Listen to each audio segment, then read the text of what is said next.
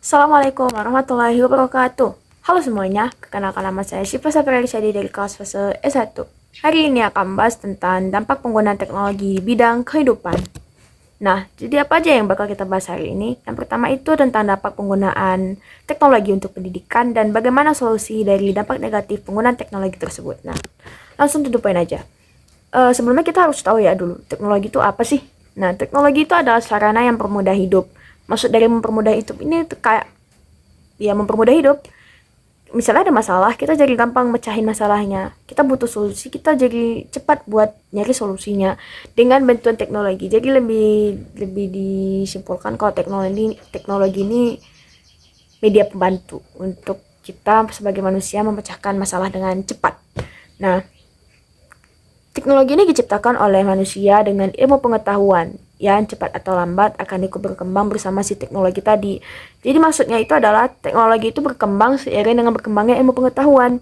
Jadi kalau misalnya ilmu pengetahuan itu nggak berkembang, teknologi nggak bisa berkembang. Dan kalau teknologi nggak berkembang, ilmu pengetahuan nggak bisa berkembang. Gitulah. Nah, lalu dari teknologi itu pasti ada dampaknya dong. Nah, jadi apa aja dampak yang ada yang menyertai penggunaan teknologi tersebut, terkhususnya di bidang pendidikan yang di video kali ini lagi kita bahas. Nah, jadi bentuk dampak itu ada dua ya. Yang pertama tuh dampak positif, yang kedua itu dampak negatif. Nah, jadi kita bakal bahas dulu ke dampak positifnya. Nah, dampak positif penggunaan teknologi di bidang pendidikan yang pertama adalah akses ke informasi yang lebih luas. Nah, maksud dari akses ke informasi yang lebih luas ini kayak berkat adanya teknologi yang juga menciptakan, yang pada akhirnya juga menciptakan ChatGPT, Google, Gemini, Meta AI. Nah, itu membuat kita mengakses informasi lebih luas. Kayak misalnya kamu butuh materi buat belajar nih. Kamu butuh materi buat belajar.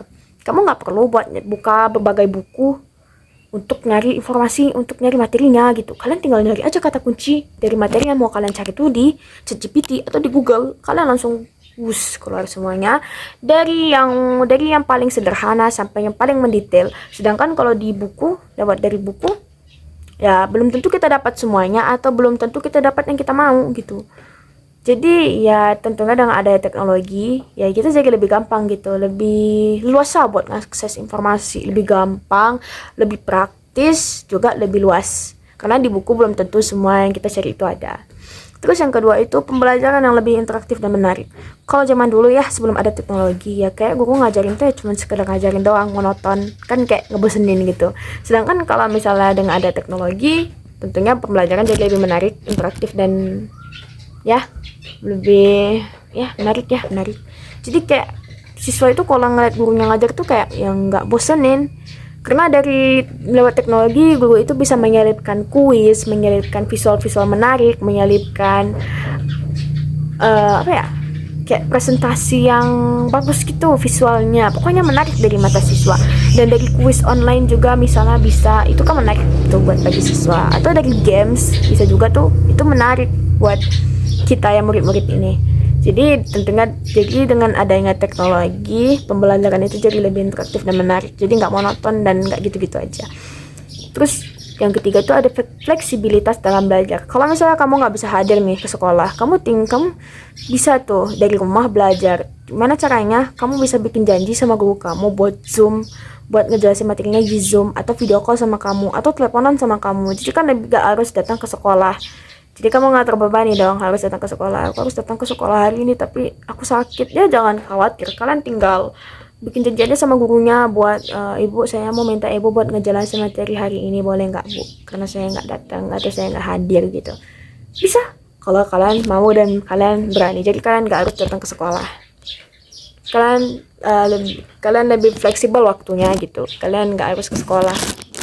Terus yang keempat, personalisasi pembelajaran. Jadi ya dengan adanya teknologi itu bisa disesuaikan setiap orang mau belajar gimana. Terus mengembangkan keterampilan teknologi bagi siswa dan guru.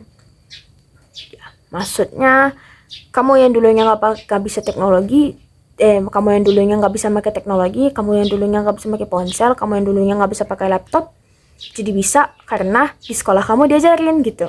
Nah, gitu maksudnya. Nah, terus ya yang kedua dampak negatifnya ya. Kita bahas dampak negatifnya. Karena tentu setiap sesuatu yang positif pasti ada negatifnya.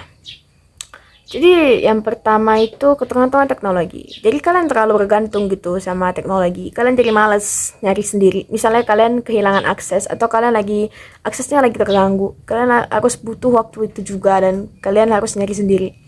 Kalian jadi males. Kayak aku capek banget nyarinya. Aku biasa pakai ini, aku biasa pakai itu. Jadi kan ketergantungan. Kalian jadi males punya usaha sendiri buat nyari yang kalian butuhkan saat itu juga. Terus kurangnya interaksi sosial. Ya kalian jadi fokus sama tugas atau kalian jadi fokus sama sarana atau media seperti ponsel kalian yang kalian gunakan untuk belajar atau untuk mengerjakan tugas atau digunakan untuk mengajar. Kan jadi fokus sama itu, jadi kalian kayak buat ngobrol sama teman kalian aja kalian malas gitu. Terus yang ketiga, kesenjangan akses teknologi. Kita yang tinggal di kota-kota, of course ya gampang lah ya, easy buat ngakses teknologi, easy buat ngakses internet, easy buat akses ponsel, akses laptop dan lain-lain. Terus gimana teman-teman kita yang tinggal di pedalaman? Kan nggak adil tuh, kita bisa ngakses tapi mereka enggak. Terus ketidakamanan konten yang tersedia, kayak kalian lagi buka materi yang kalian perlu, terus artikel atau website yang merupakan penyedia dari materi tersebut, merupakan tempat dari materi tersebut, itu menampilkan konten yang enggak harusnya kalian lihat, kan nggak aman gitu kan. Terus menurunkan kemampuan keterampilan dasar. Misalnya nih, kalian buat ngerjain soal matematika dasar aja kayak tambah-tambah perkalian, kalian pakai kalkulator. Jadi pas kalian gak dikasih pakai kalkulator, kalian jadi susah buat ngitung sendiri manual dengan otak kalian sendiri. Jadi menurunkan kemampuan keterampilan dasar. Terus yang terakhir tuh menurunkan minat literasi siswa. Karena kalian udah bergantung gitu loh sama rangkuman atau ringkasan yang udah Google kasih sama kalian, yang udah ChatGPT kasih sama kalian. Pokoknya yang udah AI kasih sama kalian, udah kalian langsung telan mentah-mentah. Kalian gak mau baca lagi karena rasa kalian tuh itu udah bener, aku gak perlu baca ini lagi. Sedangkan itu salah total. Kalian tetap harus baca informasi apapun yang dikasih oleh AI, yang dikasih oleh Google, yang dikasih oleh ChatGPT. Itu tetap harus kalian baca karena belum tentu semuanya benar. Jadi apa sih solusi buat dampak negatifnya? Ya solusinya itu yang pertama tuh diseimbangin ya penggunaan teknologinya. Kayak ya diseimbangin, jangan teknologi terus, diseimbangin juga sama kehidupan sosial yang ada di sekitar kita. Terus abis itu mengatasi kesenjangan akses teknologi. Nah, jadi maksudnya itu diratain dulu gitu loh akses teknologinya. Yang di pedalaman juga dapat, yang di perkotaan, yang misalnya perkotaan udah dapat nih. Terus yang pedalaman belum, ya pedalaman tuh dikasih akses dengan baik gitu, dengan layak. Jangan yang perkotaan doang yang disibuk dikembangin. Mengajarkan penggunaan teknologi yang bertanggung jawab. Nah, jadi maksudnya itu adalah kalian ya nggak cuma sekedar make aja, nggak cuma sekedar make ponsel doang, kalian juga harus tahu gimana cara makainya dengan tanggung jawab yang besar. Terus memastikan keamanan data dan privasi. Nah, jadi mungkin ini sering dianggap sepele sama orang-orang, padahal sebenarnya dari satu buah data aja kita itu udah bisa ngakses ribuan data loh. Jadi harus dipastiin juga keamanan data dan privasi dari murid atau guru yang memakai teknologi tersebut. Lalu memilih dan menyaring konten yang berkualitas. Dia dipilah, disaring, difilter konten-konten apa aja yang boleh murid-murid lihat, konten-konten apa aja yang boleh guru lihat gitu. Terus memberikan pengawasan yang tepat. Ini terkhusus dan ditekankan kepada guru dan orang tua. Ya diawasi anak-anaknya yang pakai teknologi buat belajar gitu. Diawasi karena ya diawasi aja gitu, harus diawasi karena pelajar itu masih labil ya. Terus mendorong keterampilan sosial dan kerjasama. Jadi melalui teknologi juga kalian itu bikin kayak murid-murid itu ya juga kerjasama lah, jangan cuma teknologi aja yang dipacuin. Jadi kayak cuma terpaku sama teknologi doang. Jadi kasih dong kesempatan kepada murid-muridnya untuk ngerjain tugas kelompok tapi di HP gitu. Jadi kayak jiwa sosialnya tetap ada, nggak melulu di HP terus gitu. Terus terus apa lagi? Menjaga kesehatan fisik dan mental. Jadi kalau misalnya buat murid dan guru yang pakai teknologi buat kegiatan belajar mengajar harus tetap menjaga kesehatan mentalnya. Maksudnya jangan sampai kecanduan, dan fisiknya. Maksudnya jangan sampai matanya tuh Nih, teman-teman matanya tumbuhin, oke. Terus ya gitu aja sih. Itu aja. Sebenarnya masih ada banyak solusinya, cuman yang kita bahas itu segitu aja ya. Jadi kesimpulannya apa? Pintar membuat teknologi berarti harus juga pintar memanfaatkan teknologi. Kenapa sih kita harus peduli? Ya kalau misalnya kita nggak peduli sama penggunaan teknologi untuk pendidikan di negeri kita, sama aja tandanya kita nggak peduli sama negeri kita gitu.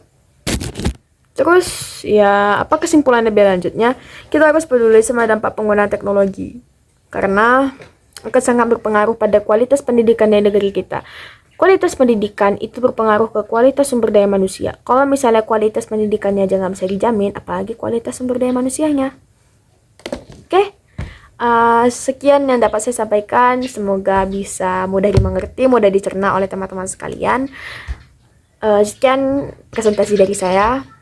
Mohon maaf untuk segala kekurangan dan kesalahan, dan mohon maaf juga untuk backgroundnya ya. Sedang di rumah, sedang di kampung. Baik. Terima kasih telah menonton sampai habis. Wassalamualaikum warahmatullahi wabarakatuh.